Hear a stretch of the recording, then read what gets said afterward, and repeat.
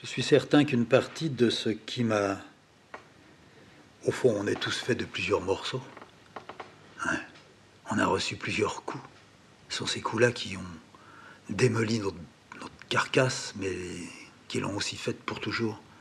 C'est pour ça qu'on est un peu tordu à partir de 15 ans. C'est pour ça qu'on commence à boire à partir de 12, 13.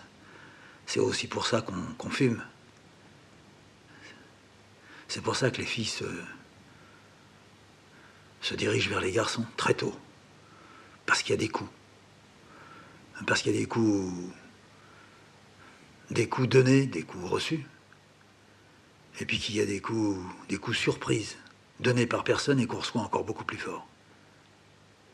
Eh bien, dans les coups de ce genre, il n'y a rien de tel pour moi que de regarder l'eau couler. Ça m'a toujours fait cet effet, même encore maintenant. Il arrive que l'on passe ensemble avec Cécile le petit pont au lait qui est en bas. C'est un petit pont en pierre qui enjambe l'Indre. Que l'Indre dévale comme une folle, ce qui a été le cas là dans l'hiver. Elle avait tout inondé. Ou bien que l'Indre coule, comme c'est le cas aussi l'été, on dirait de l'huile. On voit le fond. Les poissons cuisent dans l'eau parce qu'il n'y en a pas assez. De toute façon, de toutes les façons. De l'eau qui coule, de l'eau qui dort aussi. Mais surtout l'eau qui coule. L'eau qui coule et qui est un peu, pas jaune, mais un peu chargée. Si je me mets à la fixer, je suis envahi par une tristesse et par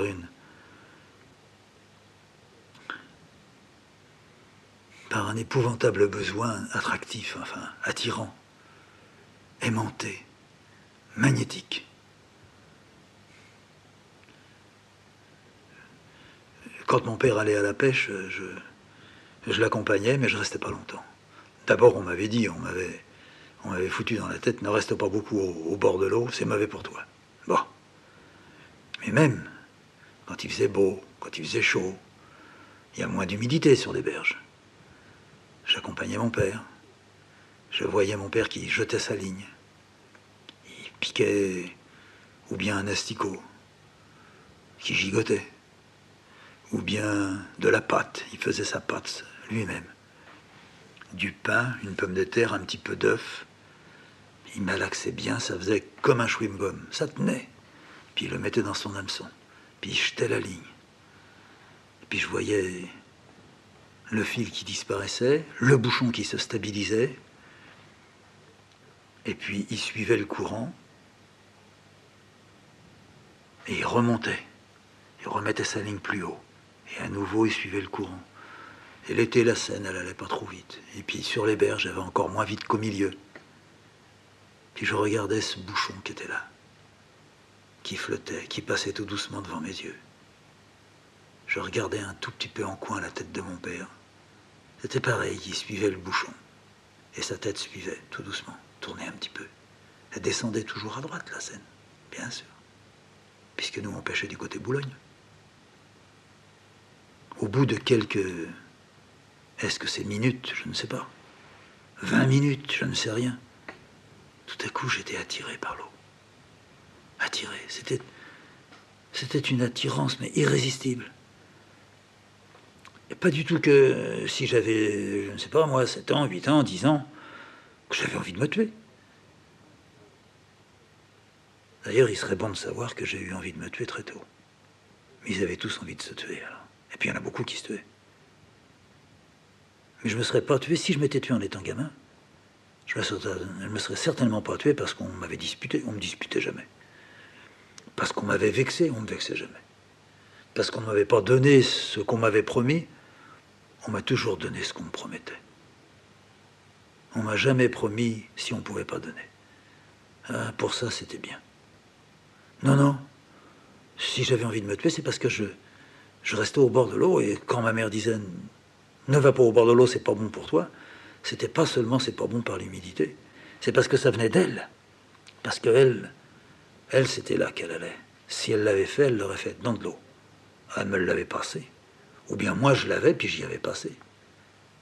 Ou bien mon père l'avait, c'est pour ça qu'il était pêcheur. Mais il s'est jamais jeté. Ah, il pouvait pas se jeter, il tenait une canne à pêche. Et à sa canne à pêche, il tenait tellement. Il n'est jamais allé au bord de l'eau sans sa canne à pêche. Eh bien, moi, là, au bord de l'eau avec mon père, je pouvais plus. Je me levais, je disais, Père, je rentre à la maison. Et lui, il me disait, chut, parle doucement, je crois qu'il y en a un. Alors, c'était plus fort que moi, je voulais regarder. Je crois qu'il y en a un, je regardais le bouchon. Ben, je voyais que le bouchon, en dessous, il n'y avait pas quelqu'un qui tirait, sinon il se serait un tout petit peu enfoncé, remonté, enfoncé, remonté. Alors, je lui dis, il n'y a rien, tais-toi. Puis il arrivait au bout de sa ligne, bah, il ne pouvait plus, il fallait qu'il la retire, qu'il la sorte et puis qu'il la remette plus loin. À ce moment-là, j'ai dit, je rentre, hein, mais attends encore un coup, je vais l'avoir. Alors j'imaginais que le poisson, il était stupide au point d'avoir picoré un peu, d'avoir suivi, de voir que la ligne remontait, et puis qu'une minute après, elle repassait, puis que là, il allait se faire prendre. Il fallait vraiment qu'il ait envie de mourir, celui-là. Puis je regardais encore l'eau, je regardais plus le bouchon. J'ai dit au père, non, non, là, faut que je rentre, hein. Je suis pas bien. Ah bah si t'es pas bien, rentre. Oui, oui, vas-y. T'as pas besoin de moi. Non. Tu marches pas au bord de l'eau, hein. Tu prends tout de suite derrière. Tu coupes par le champ et puis t'arrives à la rue de Sèvres. Il n'est pas besoin de me le dire. C'était exactement ce que je voulais faire. Si j'avais marché au bord de l'eau, j'aurais glissé. Je suis sûr que j'aurais glissé. Alors là, bah, je regardais l'eau, j'étais avec Suzanne. Ils venaient de lâcher leur chapelet. Qu'est-ce qu'ils avaient dû leur mettre? Et puis elle s'était serrée contre moi. J'avais été très touché qu'elle me dise que l'homme avec qui elle était mort. Très touché. C'est pas ce qui nous rapprochait. De toute façon, j'avais pas envie de faire un brin de course avec elle. C'est sûr, j'avais pas envie. C'est sûr, j'avais fini de faire ça. Je sortais de trop de malentendus. Malentendus avec mon corps, malentendus avec le corps des autres. Non. J'allais vers autre chose. Je savais pas que j'allais vers autre chose. Et puis les sirènes ont donné la fin de l'alerte. Et elle a dit, oh merde, on était si bien là. Oui. On était le vendredi. Je m'en souviendrai toujours de ça. Alors, on a vu que tous les gens autour de nous, les ouvriers, sont rentrés à nouveau dans les usines. Ils remontaient. Nous, on était un peu cachés, là. Bien. Elle m'a dit, laisse-les passer. Serre-toi contre moi. J'ai dit, allez, on va remonter. Nous, on habite plus haut, hein. Notre usine, elle est là-haut, regarde-les. Ah non, faut pas qu'on arrive en retard. Si on doit faire ouvrir la porte, hein, ils vont nous faire sauter une demi-heure. Puis c'est vendredi, c'est jour de paye. Faut pas qu'on traîne. Qu'ils se la gardent, leur paye. Non, non, non, non. Allez, Suzanne, tu te lèves. Non, je reste là. Reste là une seconde. Embrasse-moi. Bah, donne-moi... J'ai pris sa tête, puis je l'ai embrassée dans les cheveux. Elle sentait bon. Pas comme ça. Je lui dis non, on s'arrête là. Alors moi, je t'embrasse. Non. Non, non. On reste comme ça. Pourquoi tu es comme ça avec moi? Au fond, je suis contente de t'avoir trouvé. Il fallait que ça arrive. Allez, tu te lèves. Allez, tu te lèves. Alors elle s'est levée, elle s'est mise à genoux, puis elle s'est redressée. Elle était vraiment belle, Suzanne. Elle était un peu sale, là, parce que elle travaillait dans une salopette. Une semaine, elle était bleue, une semaine, elle était blanche. Et c'est curieux, c'est la blanche qui était la plus propre. Ça lui allait très bien. Elle a été droite devant moi, elle me dit, maintenant tu m'embrasses. Non, maintenant on monte. Et si tu viens pas, moi, je cours. Allez, on fait la course. Alors on a couru, l'un à côté de l'autre. On se donnait des coups de coude. Elle me disait, je suis essoufflé, j'en ai assez. Non, non, non, non, non, on continue, on arrive jusque là-haut. Il faut qu'on arrive la porte ouverte. Et il y avait encore 2-3 types qui couraient eux aussi. On rigolait, on sifflait. On va être à la bourre, on va faire sauter 1 heure. Puis on est arrivé, juste. Il y avait un Boche qui était là. Il a laissé la porte entrouverte. Et puis quand on est rentré, il essayait de nous pincer, ce con.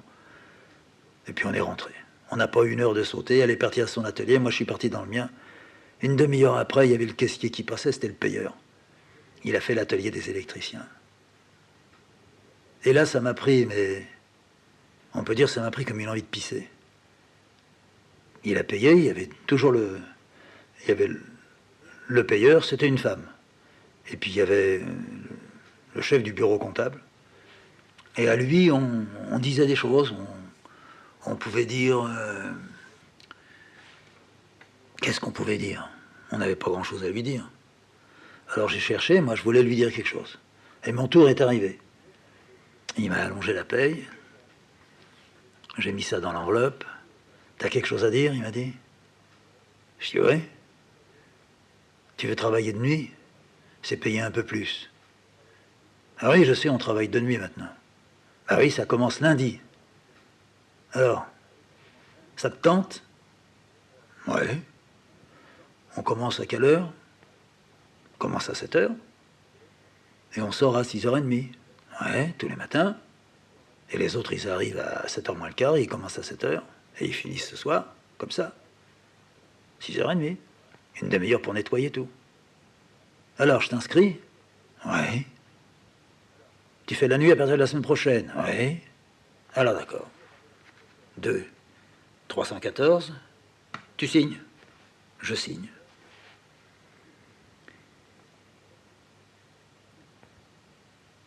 Une heure après, on était dehors. Il était évident que Suzanne m'attendait. J'avais pas besoin de l'éviter. Elle m'a dit, on redescend au bord de l'eau. Oh, je lui ai dit non. Mais si. Au bord de l'eau. On va fumer encore une petite cigarette. Moi, je vais rentrer alors à pied chez moi. Je peux rentrer par la Seine. Je passe en dessous la passerelle, j'arrive au pont de Saint-Cloud, j'y suis dans une demi-heure. Et si je rentrais avec toi? Ah non. Je te demande, on reste 5 minutes, on fume la cigarette, et puis toi, tu vas prendre ton train. Oui, chef. Bon, tu peux dire ça si tu veux. Alors, on s'est remis là où on était. On a fumé plus d'une cigarette chacun. On a presque fini le paquet. Et commençait à se faire tard. La nuit n'était pas là, mais on voyait en face, sur l'autre berge là-bas. C'était les Allemands, là, ils avaient pris tout le coin pour eux. Il y avait l'ancien parc Rothschild. C'était à eux. Elle me dit, il y en a dans ton quartier? Ah, je dis, oui. Et toi, dans le tien? Oh, bah non, moi, c'est en plein Paris, il n'y en a pas. Comment il n'y en a pas en plein Paris? Non, mais je veux dire, il n'y en a pas comme ici. On voit des types qui passent. Il y a les DCA, il y a des trucs comme ça, mais... Tandis que comme ils sont en face, ah, bah là, ils sont avec tout leur matériel. Et près de chez toi, c'est pareil. Bah, le pont de Saint-Cloud, il est là-bas. Tu le vois, dans le fond. Si tu te baisses un peu, tu le vois là-bas. À chaque entrée, il y a 2 batteries. Je peux te dire que quand la nuit, ils viennent chez Renault, les autres, ils les reçoivent. Hein.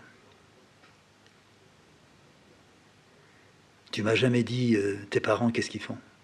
Je n'ai pas envie de te raconter ça. Bah, ton père. Bah, mon père, il vient de rentrer, il a été blessé. Allez, je veux pas qu'on parle de ça. Et toi? Bah, moi, j'ai pas envie de parler de quoi que ce soit.